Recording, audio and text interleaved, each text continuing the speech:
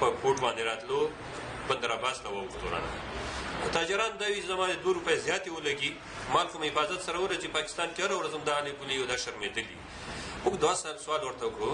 چې موږ نیټو سره څه تعلق نشته نیټو یو 15 کاله مخکې و یو کال به نورې زموږ ویستې اشیا سره تجارت روزګار زموږ د ټرانسپورټ د تجاران دا مخه پکوي لهذا دوی سره ښه سلوک ښه رویه که دا رویه او دا سلوک یې نو زموږ ټرانسپورټران خو مشکل ده که بیا تاسو باندې درشي نه افغانستان ته لاړ شي نه تجاران راشي دې ملک ښه نو تاسو چې دا کومه بله لارې ذکر وکړو دغه چې د ایران کومه لاره ده یا د چمن نه چې کومه لاره تللې ده نو په هغې خو هم لکه مطلب نیټو سپلایي خو بنده نه ده هسې لکه دلته کې دې لکه دا ټرانسپورټران چې کوم دلته ډریوران ورونه دي یا د ټرکونو مالکان دي یا د ټرالرو هغې څومره لکه د دې احتجاج له وجې دغه شو متاثره شو د احتجاج د لاسه خو ډېر زیات متاثره دي ډېر خلک داسې ولاړ دي چې موږ ته ورشو پرایویټ مال هم دی دوی سیل ماتوي دوی په دې نه پوهېږي چې دا نیټو ده که پرایویټ دی چې ورشو نه موږ بیا نه کسټم مني دوی سره کسټم حواله نشته حکومت بیا زور راکوي کمپنۍ نه مني تجار خپل مال نه حاصلوي نو دې نه موږ ولاړ ښه یو تقریبا یو ډریور یو ګاډي 15,000 روپۍ ورځ تاوان په نقصان کې روان دی دا یوسف صاحب که دا مو وایي چې څومره د افغان ټرانزیټ ګاډي چې کوم دي نو ولاړ دي لکه دوی خو دا وایي چې د افغان ټرانزیټ ګاډي روان دي هغې ته موږ څه نه وایو د افغان ټرانزیټ کافي تعداد ګاډي ولاړ دي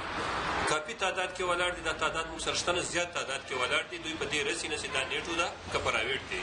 دوی په سیل نه پوهېږي په کاغذ هغسې نه پوهېږي بس هلکان دې ویې ګوري هلکه دا پرایویټ دی بلکې څوک بس څوک نیټو پکې لاړ شي څوک داسې لاړ شي تجربه یې نشته زموږ ټرانسپورټ بې انتهاتې متاثره شوی دی بې انتهاتې متاثره شوی دی موږ حکومت نه دا مطالبې کوو چې دا شیونه زموږ خلاف ظلم دی بند شي بند نه شي موږ نو خپل قدم باندې مجبوره شو چې اوچتې کړو تاسو نن احتجاج وکړو آینده ستاسو څه لایې عمل دی آینده هم همدا وویل چې موږ په دې 10 ورځې ټیم ورکړو په دا 10 ورځې کې موږ بیا راغونډېږو چې موږ بیا د دوی خلاف کومه عمل کوو آیا هړتال کوو موږ روډونه بندوو نو هغې به موږ 10 ورځې بعد دا خپله کابینه راغواړو خپل میټینګ به کوو خپل اجلاس به بس کوو هغې کې چې څه باندې متفق شو هغسې کاروایي به کوو بلکل دا څنګه زموږ صدر تاسو ته خبره وکړه که نه کمپلیټلی دوی بلکل داسې ماشومان هلکان دي هېڅ پته نه ورته لګي دا اندازه نه ورته لګي چې دا لکه چې افغان ټرانزیټ دی او که نیټو ده بس چې کوم کانټینر پې ورځي ډېر داسې ګاډي چې هغه کارخانو له راتله او هغوی یې مزد وکوب کړي او ډرایوران یې هغه کړي زموږ ټرانسپورټ مشکل ترین وخت نه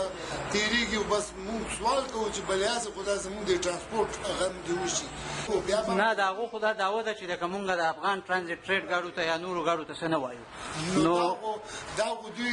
د یو ګاډی داسې راته وښایي هغه ورځې چې ډرایوران والي دي هغه هم د افغان ټرانزیټ ګاډي ډرایوران دي چا دوی وایي ورسره کړي وو نو هغوی خو انسانان دي نو هغوی سره ولې وال کوئ صحیح بس لاړ شئ کراچۍ نه پورټ نه بند کړئ او بس مکمل دی بند دي مونږ هم پرې خوشحاله یو زموږ په هغه باندې تقریبا کم از کم 15,000 ګاډي په دې روډو او په دې هغه کې نه درومي په دې وجه باندې نه درومي چې یارې لکه مطلب دلته احتجاج شروع دی نو دې وجې نه ډرایوران زړه نه ښه کوي چې یارې داسې څه ده چې موږ کمال واچو او مخکې لاړ شو نو مخکې هلته پته ورته نه لګي هلکان دي څوک سیل ماتوي څوک څه شی کا څوک څه شی کا نو دې وجه باندې زموږ ګاډي دلته په ټرمینلو کې خالي ولاړ دي څوک په هوټلو کې ولاړ دي څوک چېرته ولاړ دي ډرایوران نه درومي یو قیمت باندې نه درومي چې څو پورې چې دا جلوس ولاړ دي دا نه درومي بس ځکه چې که پرایویټ وي که نیټ وي کار شوی وي نه درومي لکه یې چې دا څو پورې چې دا ولاړ دي موږ نشو تیارېږي ځکه چې هلته داسې خلک دي پکې چې ډرایوران خو ملنګان غریبانان خلک دي هلته داسې خلک دي چې اوس به مسر ولي ګزارونه به شروع کا ګاډی به راله مات کا ګاډی کم از کم 500 لک روپیه یو ګاډی مونږ اخیستی دی ښه او ستاسو څه نوم دی زما حاجي انور حسین نامه زه کمیټۍ والا یم ښه کمیټۍ والی او دا راته ووایئ چې دغه 15,000 ګاډي چې ولاړ دي نو د یو غاړي سره خو به دا ده چې کلنډر او ډرایور او ډېر شي کسان یې ورسره نو د څومره دې سره سبا کم از کم 3 کسان پکې لکه ګاډي سره یي نو دا مونږ مطلب ګاډی روان یم دا تنخوا مونږ ورکوو که ګاډی ولاړ یم ځکه ورکوو چې عام ټایم باندې بیا مونږ که ګاډي روان شي نو بیا مونږ ډرایور کلنډر پسې چېرته ګرځو دا مونږ په کور باندې تنخوا ورکوو مونږ ته الریډي بس د ټرانسپورټ لکه ټرانسپورټ داسې یو شی دی چې ټرانسپورټ ته زموږ غونډ پاکستان ناست دی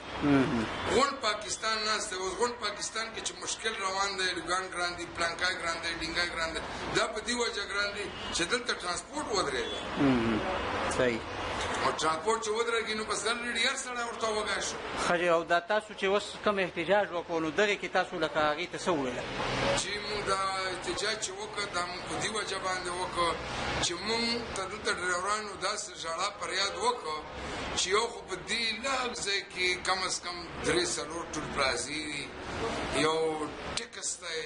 لکه مونږ اسلام آباد لم تللي یو انکم ټکس دپاره لکه مونږ ته وي چې تاسو ته به زه په 5% زه به تاسو ته 3% پریم لکه مونږ سره یې ومانه خو دلته لکه په ښاریا کې لکه څه خبرو کړي چې پیسې غواړم او پلانکای غواړم خو دلته زموږ غاړو یا ټکس مکمل شوی نه دی نو موږ به دا هم فریاد وکړو چې دا د احتجاج باره کې تاسو څه ډیډلاین یا دغه مو ته وویله چې دا ختم کړئ یا د دې بله څه لاره چاره راوباسئ جی دا مونږ ووایو چې یاره دغه دا مشکل راته اسان کړئ که دا تاسو مونږ له د دې ټول پلازو یا د دې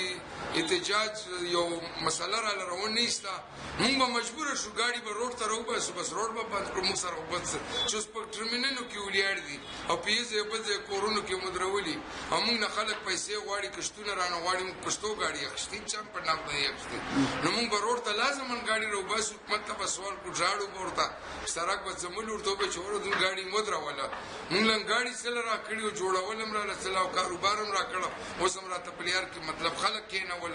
مونږ کوم په لړ لاړ شو